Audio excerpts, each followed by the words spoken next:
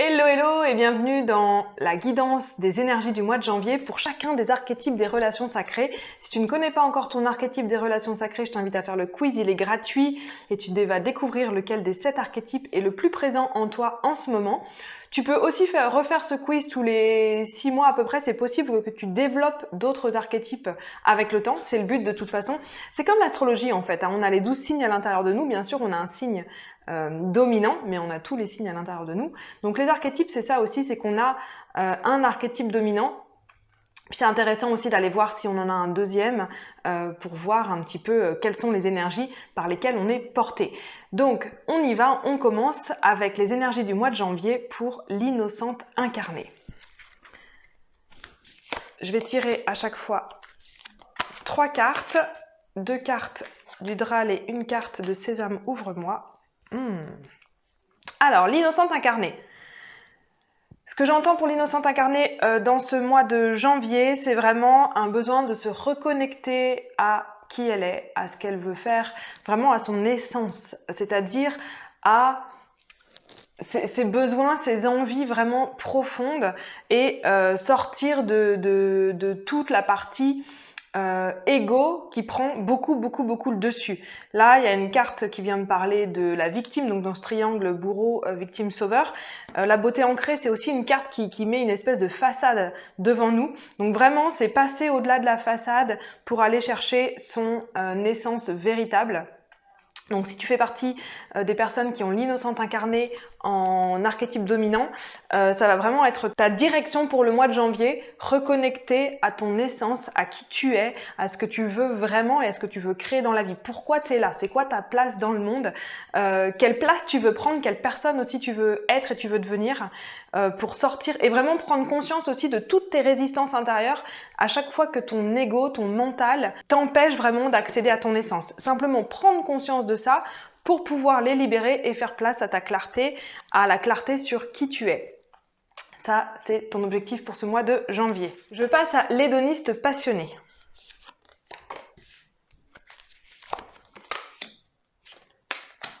Alors, hédoniste passionné, si c'est ton archétype dominant, ce que je vois dans les énergies du mois de janvier pour toi, vraiment ce qui va être important pour toi de mettre en action, de mettre ton focus en fait sur ce qui va se passer à l'intérieur de toi, c'est tout ton processus de décision, c'est tout ton passage à l'action en fait. La carte de l'incarnation, elle vient vraiment nous dire, il y a ton monde intérieur, il y a le divin en toi et ça va être comment est-ce que tu le mets dans la matière, comment est-ce que tu est vraiment dans tes actions la personne que tu veux être. Ce tirage, il me parle aussi de rassembler les différentes facettes à l'intérieur de toi. Donc là, toi, ça peut vraiment être intéressant aujourd'hui de regarder les autres facettes en fait des archétypes et d'aller voir que tu n'es pas que l'hédoniste passionné et vraiment de regarder comme tu es plus que ça, comme tu es au-delà de ça pour pouvoir vraiment partager ça avec le monde, pour pouvoir partager cette beauté d'être en fait toutes les facettes à l'intérieur de toi, cette beauté d'être beaucoup plus grand, plus puissant, plus illimité que simplement juste l'hédoniste passionné. On va regarder maintenant les énergies du mois de janvier pour l'artiste ingénu. Donc c'est mon archétype dominant. Alors l'artiste ingénu, ça va te demander d'aller dans une direction qui n'est pas forcément confortable pour toi, qui est celle du passage à l'action, du masculin sacré et de garder le cap, de vraiment rester focus sur ce que tu veux. L'artiste ingénu a cette capacité à se disperser beaucoup parce que beaucoup d'idées, parce que plein de choses à exprimer, à mettre, à créer, mais aussi à souvent rester beaucoup dans sa tête. Et donc là, c'est vraiment un mois de janvier à mettre les choses en action, bien sûr à partir de qui tu es, des intuitions que tu as reçues, de ton féminin en fait, hein. Mais là, c'est vraiment un mois où tu vas aller explorer les énergies du masculin sacré, donc du passage à l'action. Donc de rester en mouvement et de rester en mouvement même quand autour de toi, il y a les obstacles, il y a de la brume, il y a des choses qui font que tu ne sais pas dans quel sens tu vas. Voilà vraiment ton focus pour ce mois de janvier. Les énergies du mois de janvier pour la divine mère. Alors... oh bah dis donc, la divine mère vient de nous parler à la même carte là que l'innocente incarnée. Alors la divine mère, beaucoup de ce que je vois vraiment beaucoup, c'est du travail intérieur. C'est vraiment regarder en soi, regarder derrière la victime, c'est-à-dire regarder au-delà des façades de la plainte. La divine mère, elle a une capacité à beaucoup se plaindre, à beaucoup râler pour que les autres fassent quelque chose. Donc ça va vraiment aussi être revenir à toi, regarder là où tu as du pouvoir, parce que peut-être que tu vas avoir l'impression que le monde autour de toi ne va pas dans le sens que tu veux. Et c'est possible, hein, c'est peut-être totalement réel, mais du coup, c'est comment est-ce que toi, tu reprends du pouvoir là-dessus. Regarde à l'intérieur de toi. Choisis aussi, ça me fait penser à quand tu te retrouves entre toi et les autres, c'est-à-dire, les autres ne font pas ce que je voudrais qu'il se passe en fait dans ma vie. Le revenir au cœur, c'est lâcher le jugement que tu peux avoir sur les autres et revenir à l'amour en fait, à l'amour de toi, à l'amour des autres et à regarder en fait ce qui est beau déjà dans ta vie plutôt que d'être dans la version de toi qui voit ce qui ne va pas, qui voit comment les autres te dérange, etc., etc. Alors bien sûr, si tout ça, ça remet en question, en fait, si la manière dont les autres se comportent avec toi, ça remet en question ton intégrité à toi, physique, même émotionnelle, ça veut aussi dire quitter ce genre de situation, quitter ce genre de relation pour ne pas être perdu en fait dans une des relations qui seraient toxiques pour toi. Les énergies du mois de janvier pour l'explorateur conscient, qui est l'archétype dominant d'Eloa. Donc l'explorateur conscient pour ton mois de janvier, vraiment ce que je vois dans les énergies où mettre ton attention, où mettre ton focus, c'est vraiment connecté à cette force à l'intérieur de toi qui fait que tu vas avancer, mais je vois quelque chose d'assez doux, d'assez lent, donc accepter aussi parfois que ça va plus lentement que ce que tu voudrais. Là, ça te demande également, c'est un mois de janvier qui va te demander de faire des vrais choix posés. L'explorateur conscient, normalement, tu as une facilité à faire des choix un peu extrêmes.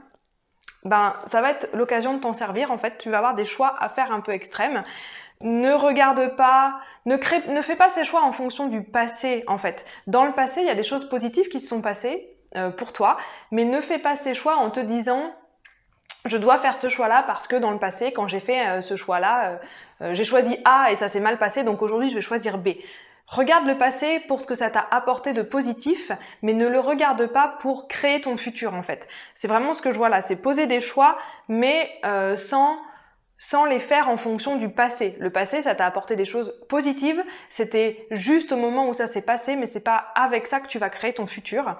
Et vraiment te relier au fait que tu as cette force à l'intérieur de toi pour que ça avance toujours et que ça avance doucement, c'est complètement ok.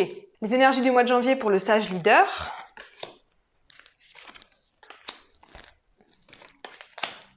Alors, si tu as l'archétype dominant du sage leader, ce que je ressens dans les énergies que tu vas vivre au mois de janvier, c'est vraiment tu es à la fin d'un cycle, tu es en train de créer un nouveau cycle, il y a vraiment quelque chose qui est en mouvement comme ça, il y a de l'abondance, il y a vraiment je vois vraiment ce mouvement, cette roue qui tourne, qui t'amène en avant et ton risque à toi, ce serait de te mettre des injonctions et de rester figé en fait, d'aller contre ce mouvement et d'être dans l'immobilisme. Donc fais attention à tes pensées, à ta manière de voir les choses, d'agir qui pourrait te dire il faut faire ça, ça doit être comme ça, qui amènerait une certaine rigidité, un certain immobilisme, alors que les énergies qui t'appellent là dans ce mois de janvier, c'est vraiment du mouvement et je dirais même de la renaissance, de la révolution. Quand je dis de la révolution, c'est vraiment révolutionner quelque chose dans ta vie, dans ta manière d'être, dans ton monde. Regarde concrètement ce que ça veut dire pour toi, mais je vois vraiment cette idée de révolution. Donc fais attention à ne pas rester figé dans une manière de voir les choses. Si dans ta tête il y a des il faut, ça doit être comme ça, c'est comme ça que ça marche, etc., etc., prends-en conscience parce que ça crée de la rigidité et ça crée de l'immobilisme là où tu as besoin de fluidité et de mouvement. Et je termine les énergies du mois de janvier pour le guerrier lumineux.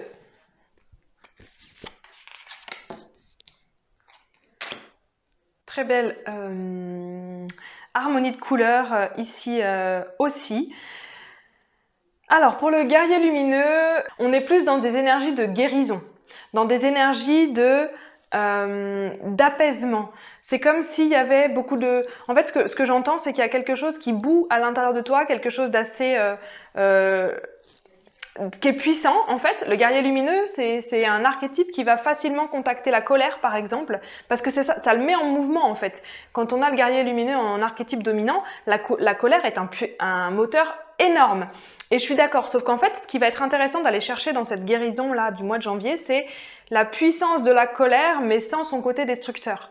Parce qu'en fait, quand guérir la colère, ça veut pas dire ne plus être en colère, ça veut dire utiliser son énergie motrice qui continue à nous faire avancer, mais sans prendre son côté destructeur. Donc moi, c'est vraiment cette énergie de guérison, de connexion à son essence. Le guerrier lumineux, c'est quelqu'un qui a vraiment des envies profondes de contribuer, de changer le monde, mais ça va passer par apaiser en fait toute la colère, toutes les peut-être le passé qui a été difficile pour lui ou collectivement, et apaiser la colère tout en gardant la puissance et l'énergie que ça apporte pour apporter des changements dans le monde en fait, et pour vraiment créer des choses nouvelles et passer à l'action. Donc voilà pour les énergies du mois de janvier pour chacun des archétypes. J'ai utilisé donc les oracles d'une rive à l'autre et Sésame ouvre-moi. S'il t'intéresse, je te mets les liens en description. Et moi, je te dis au mois prochain pour les énergies du mois de février. Salut!